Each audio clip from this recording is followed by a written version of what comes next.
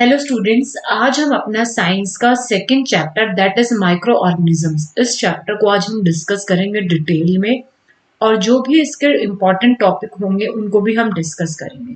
तो स्टार्ट करते हैं अपने सेकंड चैप्टर को। सबसे पहले हम देखते हैं इंट्रोडक्शन को। You will see a lot of tiny rounded structures. These tiny creatures are known as microbes और माइक्रो ऑर्गेनिजम्स। जो हम छोटे छोटे क्रिएचर्स अपने आसपास देखते हैं उन्हें हम माइक्रोब्स भी कहते हैं और माइक्रो ऑर्गेनिजम्स भी कहते हैं। अपने बुक के अकॉर्डिंग हम इसकी डेफिनेशन देख लेते हैं बच्चे। The organism that can't be seen with the naked eyes, जिनको हम अपनी नेकेड आईज से नहीं देख सकते, and that can only be observe through a microscope, जिनको हम माइक्रोस्कोप की हेल्प से देख सकते हैं। And that's why they are known as micro और सो स्मॉल इन साइज। ये बहुत ही छोटे होते हैं और हमारे चारों तरफ आपको ये माइक्रो ऑर्गेनिजम्स देखने को मिल जाते हैं। अब अपने बुक के अकॉर्डिंग हम बात करते हैं कि माइक्रो ऑर्गेनिजम्स के मेजर ग्रुप कौन कौन से हैं। तो microbes are classified into 4 major group: protozoa, bacteria, fungi and algae. लेकिन हमारी बुक में वायरस के बारे में भी बताया गया है, तो हम इस 5th ग्रुप के बारे में भी पढ़ेंगे। लेकिन जो 4 मेजर ग्रुप्स हैं वो प्रोटोजोआ, बैक्टीरिया, फंजाई, एल्गी और वायरसेस हैं। इन सभी ग्रुप्स को हम वन बाय वन डिस्कस करते हैं। फर्स्ट ग्रुप हमारा bacteria. Bacteria are unicellular and prokaryotic organisms. Unicellular means ये क्या होते हैं, एक सेल के बने होते हैं। प्रोकैरियोटिक ऑर्गेनिज्म मीन्स जो ये ऑर्गेनिजम्स है ये सबसे पहले डेवलप हुए थे, तो ये प्रोकैरियोटिक फीचर्स इनके अंदर होते हैं। कुछ बैक्टीरिया हमारे लिए यूजफुल होते हैं और कुछ हमारे लिए हार्मफुल भी होती है। किस तरह से ये हमारे लिए यूजफुल है और किस तरह से ये हमारे लिए हार्मफुल है वो हम आगे डिस्कस करेंगे। अब हम बैक्टीरिया को भी क्लासिफाई कर सकते हैं on the basis of their shape. Bacillus shape होती है इनकी। जो ये रोड की तरह होते हैं उनको बैसिलस कहा जाता है। जो हमारे कॉमा शेप्ड होते हैं उनको हम विब्रियो कहते हैं। जो हमारे स्फेरिकल होते हैं उनको कोकाई कहा जाता है। और जो स्पाइरल शेप्ड के होते हैं उन्हें स्पाइरिलिया कहा जाता है। ठीक है, तो ये हमारे 4 टाइप्स के बैक्टीरिया है on the basis of their shape. Move on to fungi. Fungi saprophytic होती है और पैरासिटिक ऑर्गेनिज्म होते हैं। 7th क्लास में हमने जैसे पढ़ा था पैरासिटिक क्या होता है बच्चों। पैरासिटिक होता है जो organism dead and decaying material से अपना जो फूड है वो ऑब्टेन करते हैं, उनको हम सैप्रोफिटिक कहते हैं। पैरासिटिक ऑर्गेनिज्म वो होते हैं जो किसी दूसरे ऑर्गेनिजम्स को नुकसान पहुंचा के अपना न्यूट्रिशन ऑब्टेन करते हैं, उन्हें हम पैरासिटिक कहते हैं। तो जो फंजाई है वो या तो सैप्रोफिटिक मोड यूज करती है न्यूट्रिशन का या parasitic, and that's why they known as saprophytic and parasitic organism. They are mostly multi cellular. ये मल्टी सेलुलर होते हैं और माइक्रोस्कोपिक नहीं होते, इनका साइज कंपैरेटिवली बड़ा होता है, इनको हम देख सकते हैं। हाउएवर ईस्ट इज यूनिसेलुलर, तो यहाँ पे एक एक्सेप्शन आ गया। जनरली मल्टी सेलुलर होती है लेकिन ईस्ट एक यूनिसेलुलर एल्गी है जो कि माइक्रोस्कोपिक ऑर्गेनिज्म होती है। और ईस्ट का यूज आपने देखा होगा घर में भटूरे बनाने के लिए जो है मदर वगैरह करती हैं। और इसके और एग्जाम्पल अगर हम देखें फंजाई के, तो यहाँ पे आपने मशरूम को देखा होगा, पेनिसिलियम को देखा होगा, तो ये हमारे फंजाई के कुछ एग्जाम्पल्स हैं। Next is protozoa. Protozoa are single celled microscopic animals. ये एनिमल्स हैं और एनिमल्स कौन से हैं, सिंगल सेल्ड और माइक्रोस्कोपिक। इनके अंदर सिंगल सेल पाया जाता है और उनका साइज बहुत छोटा होता है। Which include flagellate, ciliate, sporozoans and many other. ये इनके टाइप्स हैं क्योंकि इनके अंदर फ्लैजिला, सीलिया पाया जाता है, तो हम इस तरह से इनको कैटेगराइज कर सकते हैं। इनको हम फर्स्ट एनिमल भी कहते हैं क्योंकि ये सिंगल सेल और माइक्रोस्कोपिक है। इसके कुछ एग्जाम्पल हम देख लेते हैं बच्चे। अमीबा है, पैरामीशिया है, यूग्लिना है, प्लाज्मोडियम है। All these are example of protozoa. आपको एग्जाम्पल्स को बड़े ध्यान से याद करना है क्योंकि इसमें एमसीक्यू बनने के चांसेस ज्यादा होते हैं। तो सभी की एग्जाम्पल को आप बच्चे अच्छे से याद करेंगे हमारे जो भी ग्रुप है उसके अंदर। And next is algae. Algae तो आपने सब अपने आसपास देखी होगी, जब बारिश के टाइम पे जहाँ पे पानी ज्यादा इकट्ठा हो जाता है, स्टेगनेंट हो जाता है कुछ टाइम के लिए, तो वहां पे ग्रीन ग्रीन एक एनिमल सॉरी प्लांट ग्रो कर जाता है, जिसको हम हिंदी में काई भी कहते हैं। तो algae belong to that group, a group of simple plant. ये सिंपल प्लांट होते हैं। और एल्गी जो वर्ड है वो कहाँ से ड्राइव किया गया, because they are also known as seaweeds. They are seaweeds. Unicellular and microscopic size इनका छोटा होता है as they are plant, but still they have no stem, no root and leaves. But they have chlorophyll because they are green in color, and that's why they can prepare their food by their own. And the organism which can prepare their food by their own are also called autotrophs. So algae belong to autotrophic group. Some example of algae are Chlamydomonas, seaweeds and volvox. ठीक है, तो ये इसके कुछ examples हो जाएंगे algae के। Move on to the next group, that is viruses. Virus क्या है? Viruses are the organism that possess nucleic acid but lack the replicating machinery. हमने देखा है कि जो ऑर्गेनिजम्स होते हैं सभी के पास न्यूक्लिक एसिड होता है और वो न्यूक्लिक एसिड रेप्लिकेट करता है, लेकिन इनके पास न्यूक्लिक एसिड है पर ये रेप्लिकेट नहीं कर सकते। ये कब रेप्लिकेट करेंगे? जब ये किसी की बॉडी में चले जाएंगे। तो इनको एक लिविंग सेल चाहिए। जैसे लिविंग सेल से बाहर होते हैं तो नॉन लिविंग हो जाते हैं, लिविंग सेल के अंदर जाते हैं तो ये लिविंग हो जाते हैं और बाहर आते हैं तो नॉन लिविंग हो जाते हैं। ऐसा virus can't survive without a living cell. इसको किसी ना किसी की जरूरत होती है तभी यह सर्वाइव कर पाता है। Viruses are also considered to be the borderline between living and non-living. ये living भी है और non-living के बीच की एक लिंक है, क्योंकि जब ये living के अंदर जाता है तो living हो जाता है और living थिंग से बाहर आता है तो ये non-living की तरह बिहेव करता है। कुछ एग्जाम्पल्स हम देख लेते हैं। इन्फ्लुएंजा वायरस है, HIV वायरस हमारा, rabies virus, polio virus, tobacco mosaic virus. तो इस तरह के हमारे कुछ वायरस है। आजकल आपने एक फेमस वायरस के बारे में सुना होगा, दैट इज कोरोना वायरस। ठीक है, तो ये सभी डिजीज कॉजिंग वायरसेस हैं। तो मूव करते हैं अपने नेक्स्ट टॉपिक पे। अब हम देखते हैं यूजफुल माइक्रो ऑर्गेनिज्म, किस तरह से माइक्रो ऑर्गेनिज्म हमारे लिए यूजफुल हो सकते हैं। तो हमारा फर्स्ट एस्पेक्ट है making of food items. Micro organisms are very useful for preparing some of our day to day life food items. First example is a bacterium that is called lactobacillus. Very important. Lactobacillus promote the formation of curd. जब lactobacillus जो bacteria है वो curd की formation के लिए बहुत ही ज्यादा helpful है। आप इसे अच्छे से याद करेंगे जितने भी अभी मैं टॉपिक्स आपको कराऊंगी।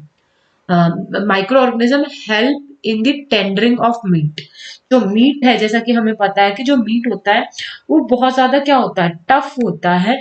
बैक्टीरिया की हेल्प से जब बैक्टीरिया उस पर वर्क करते हैं तो वो जो मीट है वो टेंडर और सॉफ्ट हो जाता है, and this process is known as tendering of meat. और इसमें कौन हेल्पफुल होते हैं? बैक्टीरिया, माइक्रो ऑर्गेनिज्म हेल्पफुल होते हैं। Third is involve in the making of चीज। माइक्रो ऑर्गेनिजम्स का जो यूज है वो चीज और पनीर को बनाने में भी किया जाता है। ठीक है, नेक्स्ट जैसे मैंने पहले बताया था, ईस्ट सेल का यूज हम बेकिंग इंडस्ट्रीज में करते हैं, वहां पे फर्मेंटेशन प्रोसेस का यूज किया जाता है। फर्मेंटेशन प्रोसेस में क्या होता है, यहाँ पे जो शुगर है, शुगर को ब्रेक डाउन कर देता है ईस्ट, किसमें ब्रेक डाउन कर देता है, उसका कार्बन डाइऑक्साइड में और अल्कोहल में। और जो कार्बन डाइऑक्साइड प्रोड्यूस होती है उसकी वजह से जिस भी सब्सटेंस में इसको डाला जाता है वो क्या हो जाता है, फर्मेंट हो जाता है, वो राइज कर जाता है। जैसे फॉर एग्जांपल हम जब भटूरे बनाते हैं उसमें इसको डालते हैं तो जो डो है वो राइज कर जाता है due to the formation of carbon dioxide. Okay, and this process is known as fermentation. Yeast is also use in making idli, dhokla and dosa. इन सबको सॉफ्ट बनाने के लिए भी इसका यूज किया जाता है, क्योंकि यहाँ पे भी ये क्या करता है, फर्मेंटेशन प्रोसेस करता है। तो ये हमारे यूजेस हैं making of food items with the help of micro organisms. Second is commercial use. Commercial use में किस तरह से हमारे माइक्रो ऑर्गेनिजम्स हेल्पफुल है। सबसे पहले जैसे अभी हमने पढ़ा फर्मेंटेशन। फर्मेंटेशन क्या होता है? It is a metabolic process that convert sugar to acid, gases और अल्कोहल। गैसेस जैसे क्या हो जाती है हमारी कार्बन डाइऑक्साइड, उसमें कन्वर्ट कर देते हैं। और फर्मेंटेशन का यूज किस में किया जाता है बच्चे? अल्कोहल की प्रिपरेशन के लिए किया जाता है। और फर्मेंटेशन प्रोसेस सबसे पहले लुइस पास्चर ने डिस्कवर की थी in 1857। Kindly note down that the Louis Pasteur discovered the process of fermentation in 1857। तो अब अल्कोहल किस तरह से बनाया जाता है बच्चे? इस प्रोसेस में जैसे ग्रेन्स है, बार्ले, व्हीट और राइस और फ्रूट जूसेस का यूज किया जाता है। उनके अंदर जो शुगर प्रेजेंट होती है उसको अल्कोहल में माइक्रो ऑर्गेनिज्म बदल देते हैं और वहां पे क्या प्रोड्यूस हो जाती है? Alcohol. Second, some bacteria are used in the production of certain acid like lactic acid. Lactic acid किसमें पाया जाता है? जैसे दही में। सिट्रिक एसिड, सिट्रिक एसिड हमारा नेचुरली किसमें पाया जाता है? सिट्रिक फ्रूट में। एंड एसिटिक एसिड, इनका यूज हमारी डे टू डे लाइफ में बहुत ज्यादा होता है। तो इन एसिड्स का यूज, इन एसिड का जो प्रोडक्शन है वो किसकी हेल्प से किया जाता है? बैक्टीरिया की हेल्प से किया जाता है। अब हमारा थर्ड एस्पेक्ट है useful aspect, that is medicinal use, production of antibiotics. तो सबसे पहले तो एंटीबायोटिक्स। एंटीबायोटिक्स क्या होता है बच्चे? The medicine produced by an organism such as bacteria and fungi that kill or stop the growth of disease causing micro organisms. ठीक है, तो antibiotics is a organic or inorganic compound that inhibit or kill the micro organism. उसकी growth को ये रोकती है। तो इसके हेल्प से हम एंटीबायोटिक्स भी बनाते हैं। सबसे पहले जो एंटीबायोटिक डिस्कवर की गई थी that is Penicillium. Penicillin, penicillin को कहाँ से डिस्कवर किया गया था? एक फंगस में से, और उस फंगस का नाम था पेनिसिलियम नोटेटम। वहां से इसको डिस्कवर किया गया था।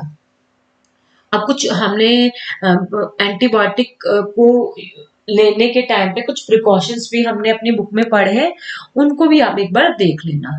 सेकेंड, इसका जो यूज है मेडिसिनल फील्ड में, that is production of vaccine. अब वैक्सीन क्या होती है? Vaccine is a biological preparation that provide active acquired immunity to a disease.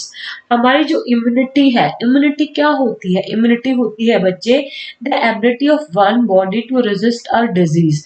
कोई डिजीज हमें ना हो जाए, इसके लिए हमारी बॉडी की जो पावर होती है उसको हम इम्यूनिटी कहते हैं। अब इम्यूनिटी अगर वीक हो जाए तो वैक्सीन के द्वारा इम्यूनिटी को बूस्ट किया जाता है। ठीक है, तो वैक्सीन क्या है?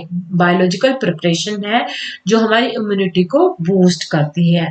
रिसेंटली आपने देखा था कोविड के टाइम पे कोविड वैक्सीन निकाली गई है और उन वैक्सीन के हेल्प से हमारी इम्यूनिटी को क्या किया जाता है?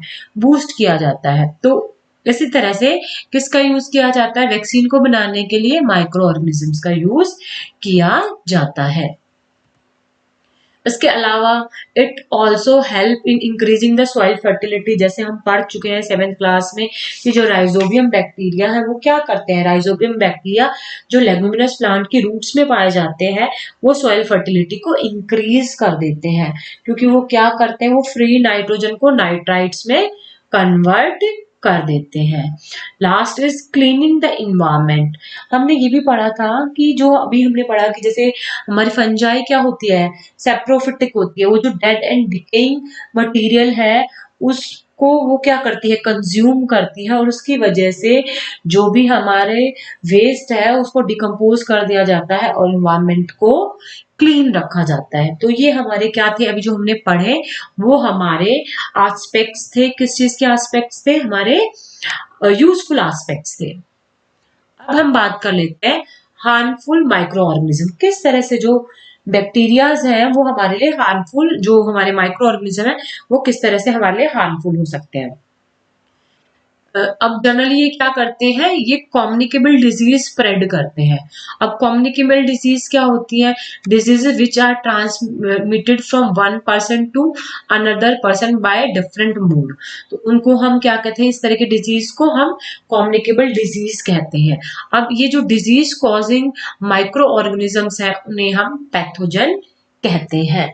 अब क्या हमारी अलग अलग कम्युनिकेबल डिजीज है, जैसे एक हेल्दी पर्सन से ये अब एक जो इन्फेक्टेड पर्सन है उस पर्सन से एक हेल्दी पर्सन को जब बीमारी हो जाती है थ्रू डिफरेंट डिफरेंट मोड, जैसे अनहाइजिक अगर फूड हमने खा लिया जिसको इन्फेक्टेड पर्सन ने खाया था तो हमें क्या हो जाएगा, हमें डिजीज हो जाएगी।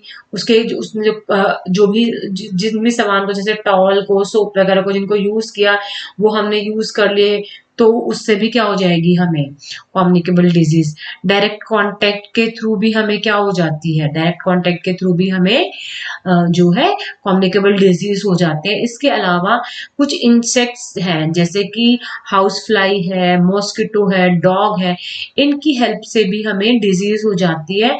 और जो ये हमारे जो क्या कहते हैं इंसेक्ट्स हैं या रोडेंट्स हैं वो क्या कहलाते हैं, वेक्टर कहलाते हैं, क्योंकि ये क्या करते हैं vectors, this vector carry disease causing microbes from a infected person to healthy person and they also contribute in the spread of communicable disease. So pathogen select carrier to reach their particular host.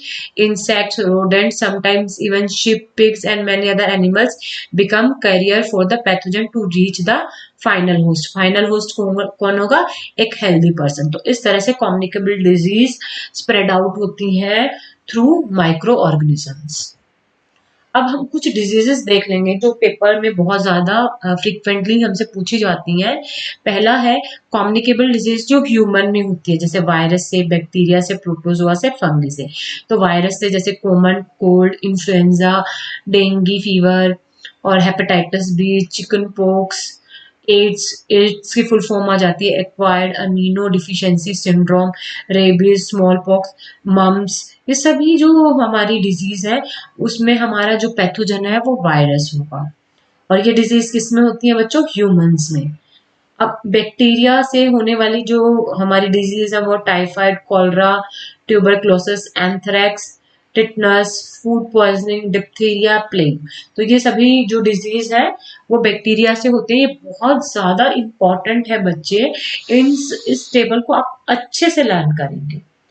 अब third है हमारा protozoa. तो काला आजार, malaria, काला आजार, sleeping sickness, dysentery, ये सब हमारा प्रोटोजोआ से होने वाली कुछ डिजीज है। फंजाई से रिंग वर्म जो स्किन डिजीज होती है, एलर्जी जो होती है वो फंजाई की वजह से होती है। तो आप इन सब डिजीज को अच्छे से लर्न करेंगे। अब नेक्स्ट हम देखते हैं कि एनिमल्स में जो कम्युनिकेबल डिजीज होती है माइक्रो ऑर्गेनिजम्स की वजह से, बैक्टीरिया और वायरस की वजह से, कैटल और पोल्ट्री में, कैटल में एंथ्रेक्स और ट्यूबरक्लोसिस और पोल्ट्री में ट्यूबरक्लोसिस, डायरिया, फॉल, कॉलरा, ये हमारी डिजीज होती हैं। ये पेपर में बहुत फ्रिक्वेंटली आती है तो इनको आप प्लीज अच्छे से याद करेंगे। वायरस से होने वाली जो डिजीज है कैटल और पोल्ट्री में, foot and mouth disease, F and M D इसको कहा जाता है, F and M D, foot and mouth disease होती है। काउ पॉक्स भी होती है, कैटल प्लग भी होता है, रेंडर पेस्ट जिसको कहा जाता है।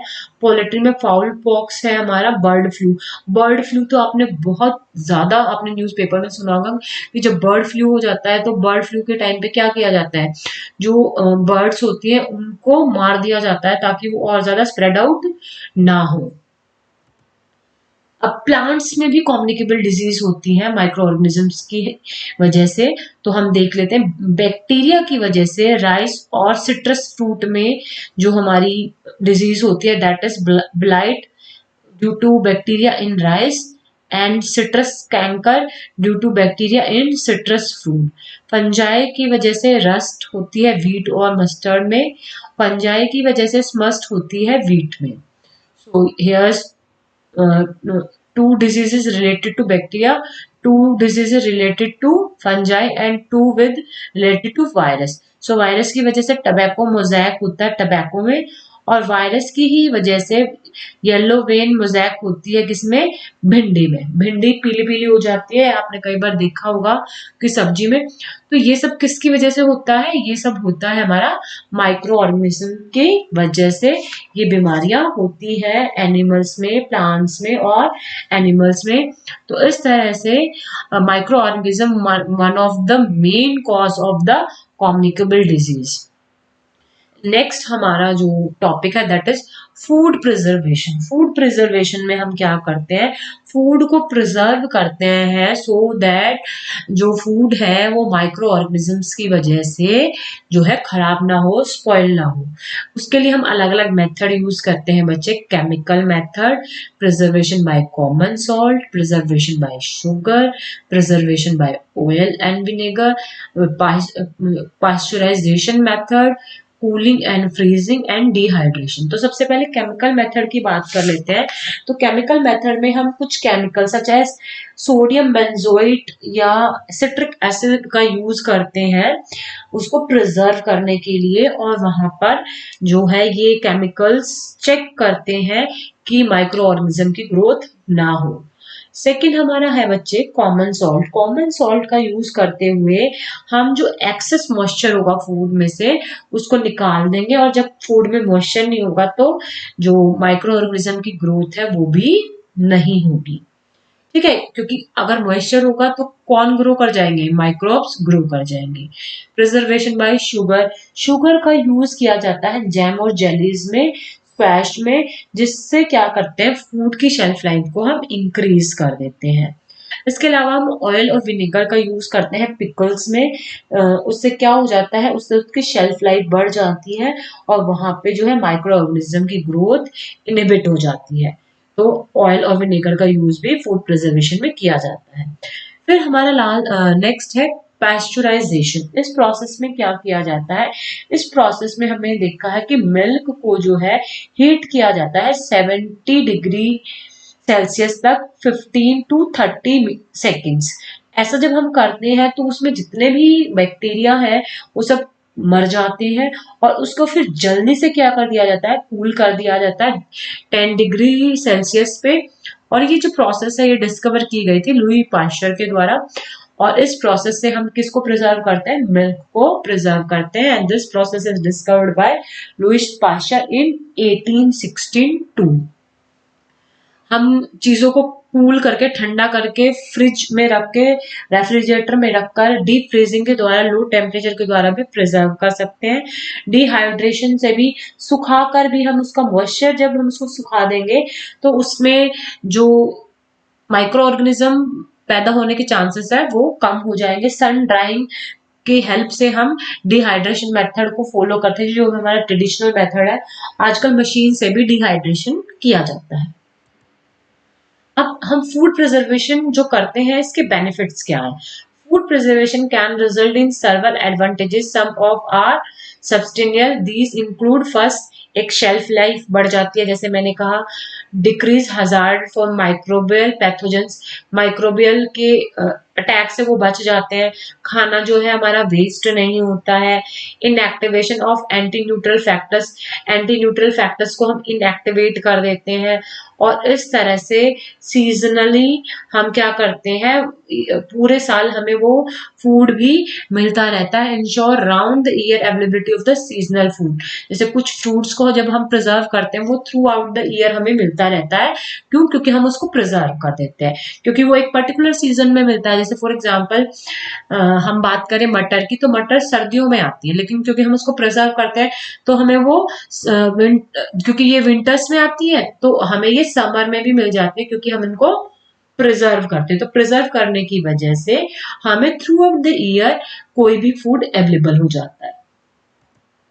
अब लास्ट टॉपिक है हमारा दैट इज नाइट्रोजन साइकिल। अब नाइट्रोजन साइकिल को हम देखो स्टेप बाय स्टेप करेंगे। यहाँ पे हमने देखा कि एटमॉस्फेयर में नाइट्रोजन प्रेजेंट है। अब नाइट्रोजन को हमने सब पहला स्टेप होगा नाइट्रोजन फिक्सेशन। नाइट्रोजन फिक्सेशन के टू पाथ हमारे पास है। एक बायोलॉजिकल है जहां पे राइजोबियम बैक्टीरिया जो कि लेगुमिनस प्लांट के रूट में पाया जाता है वो नाइट्रोजन को फिक्स कर देता है। दूसरा यहाँ पे लाइटनिंग से भी हम नाइट्रोजन को फिक्स कर सकते हैं। ठीक है, यहाँ पे ये नाइट्रोजन फिक्स हो गया। अब ये किस में जो ये प्रोसेस है नाइट्रोजन से ये जो नाइट्रोजन कंपाउंड में कन्वर्ट होगा यहाँ पे with the help of nitrifying bacteria. This process is known as nitrification. So what is nitrification? ammonia salt in the soil converted into nitrites and then nitrates, and this process is known as nitrification. यहाँ से यह direct ही nitrites में change हो जाएगा। अब इसका use plant करेंगे, plant में एब्जॉर्ब हो जाएगा रूट्स के द्वारा, और यही जो प्लांट्स किसके द्वारा कंज्यूम किए जाएंगे? एनिमल्स के द्वारा। और जब एनिमल डिकम्पोज करेंगे तो जब यहाँ पे हमारे नाइट्रोजन के कंपाउंड्स डिकम्पोज करेंगे तो इस प्रोसेस को हम कहते हैं ammonification. Ammonification the conversion of complex organic compound like protein into ammonia. जब हमारे कॉम्प्लेक्स कंपाउंड किस में कन्वर्ट हो जाएंगे? अमोनिया में। इस प्रोसेस को हम अमोनिफिकेशन कहेंगे। तो पहला स्टेप है nitrogen fixation, second is nitrification and third is ammonification.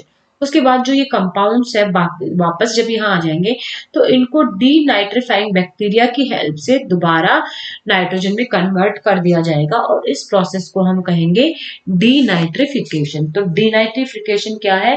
Conversion of the nitrites into free atmospheric nitrogen with the help of denitrifying bacteria. This process is called denitrification. तो हमारे यहाँ nitrogen cycle में 4 step है: nitrogen fixation, nitrification, ammonification and last is denitrification. तो ये हमारी nitrogen cycle complete हो गई। तो इस तरह से हमारा चैप्टर कंप्लीट हो गया है। इस चैप्टर से रिलेटेड कोई आपकी क्वेरी हो तो आप मुझे चैट बॉक्स में बता सकते हैं। आई थिंक ये सेशन यूजफुल रहा होगा। इस चैप्टर ये चैप्टर आपको क्लियर हो गया होगा। कोई डाउट हो तो मुझे प्लीज बताना। नेक्स्ट वीडियो में 3rd चैप्टर पे लेके आऊंगी। So thank you so much for watching my video.